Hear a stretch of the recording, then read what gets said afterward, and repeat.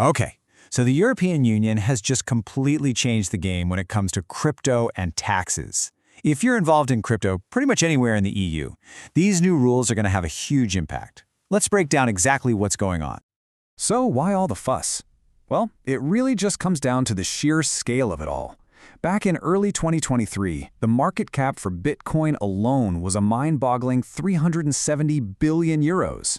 To give you some perspective, that's roughly the size of the entire economy of Austria.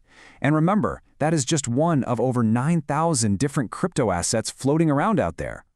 And that massive, incredibly fast-moving market leads to the central question that has been a real headache for tax authorities all around the world. How on earth do you even begin to tax something like that? Now, before we jump into the EU's big solution, we first have to get our heads around the unique challenges that crypto brings to the table. Because this is not like taxing a regular salary or a stock sale. Not even close. I mean, when you really look at the core issues, you start to see the problem. You've got transactions that are pseudo-anonymous, so tying them to a specific person is super difficult. There's no central bank in the middle reporting everything. The assets themselves can zip across borders in a heartbeat, and their value can swing wildly.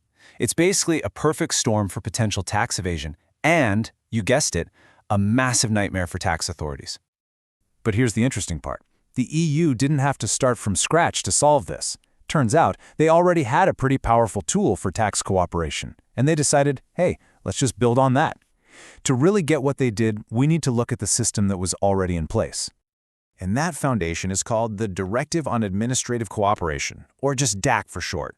The best way to think about it is like the EU's shared intelligence network for taxes. It's a system that requires all the member countries to automatically gather and share tax info with each other to catch fraud and stop people from dodging their taxes.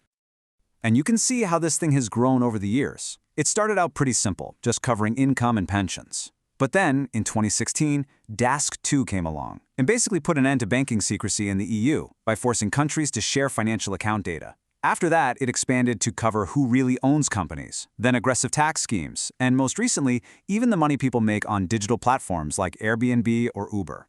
There's a clear pattern here. As the economy changes, the DAC adapts right along with it. Which brings us to the main event, DAC8. You can probably see where this is going. It's the next logical step in that whole evolution, and it's designed specifically to pull the world of crypto into this transparent framework. At its very core, DAC8 is a simple idea. It takes that proven system of automatic information sharing and just applies it directly to crypto. A really simple concept, but one with absolutely massive implications. And here's how it's built. Now, this isn't just some idea the EU cooked up on its own. It's actually based on a global standard from the OECD called the Crypto Asset Reporting Framework, or CARF. The whole point is to create one single harmonized reporting standard across the entire EU to finally close that crypto tax loophole. And this part is absolutely crucial. These rules apply to any crypto service provider no matter how big or small they are or even where they're located, as long as they have customers living in the EU. Okay, so that's the theory. But how does this information sharing actually work in practice? Let's walk through the mechanics of it. It really boils down to three simple questions. Who has to report, whose data are they reporting, and what exactly are they sending? Well, the who is any crypto asset service provider, the whose is any of their customers who are residents of the EU, and the what is all the critical stuff, user identity. We're talking name, address, tax ID number, plus all the details of their transactions, like the types and values. So, let's just follow the data for a second. Let's say you're an EU resident and you make a trade on a crypto platform. That platform is now legally required to collect and verify your personal info and the details of that trade. Then, once a year, they bundle up all that data and send it to the tax authority in just one EU country. And from there, that country automatically shares it with the tax authorities in all the other 26 EU member states. And just like that, your home country's tax office now knows all about your crypto activity. But wait, there's more. Crypto was the big headline, for sure. But tucked away inside the DAC8 directive were several other really significant updates to the EU's tax rules that go way beyond the blockchain. You know, one of the most fascinating points was the debate over penalties.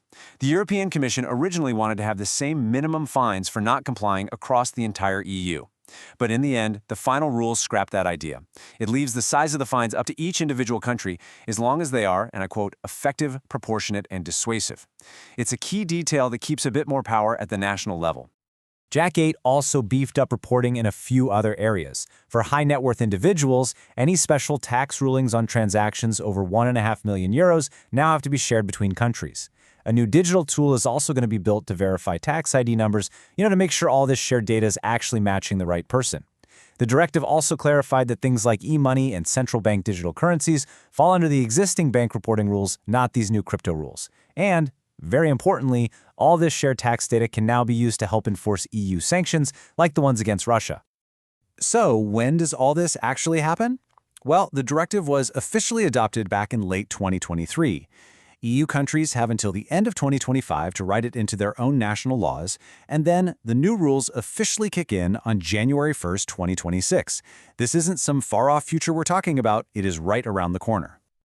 All right, we've gone through a lot of details, so let's zoom out. At the end of the day, what does all of this actually mean for you? Let's just boil it down to the biggest takeaways. This quote from the European Commission really gets to the heart of why they did this. They saw the explosion of crypto as a direct threat to all the hard work they'd done on tax transparency over the years. For them, just sitting back and doing nothing was simply not an option. And let's be real, the potential payoff here is huge. The Commission estimates that this new framework could help EU countries collect up to an extra 2.4 billion euros in tax revenue every single year. That's a pretty powerful reason to make sure this thing works. So if you remember anything from this, let it be these 4 things. First, the era of pseudo-anonymous crypto trading in the EU, it's over. Second, tax authorities are about to get a much clearer picture of everyone's crypto gains and losses. Third, this isn't just a European thing, it's part of a global trend towards more tax transparency. And finally, this move basically pulls the crypto world out of its own separate universe and brings it firmly into the same regulatory system as traditional finance. Which leaves us all with one final question to think about. With these comprehensive new rules on transparency and reporting, are we witnessing the end of crypto's Wild West era? Is this the moment it fully steps into the mainstream financial system? Well, I guess only time will tell. Thanks for joining me.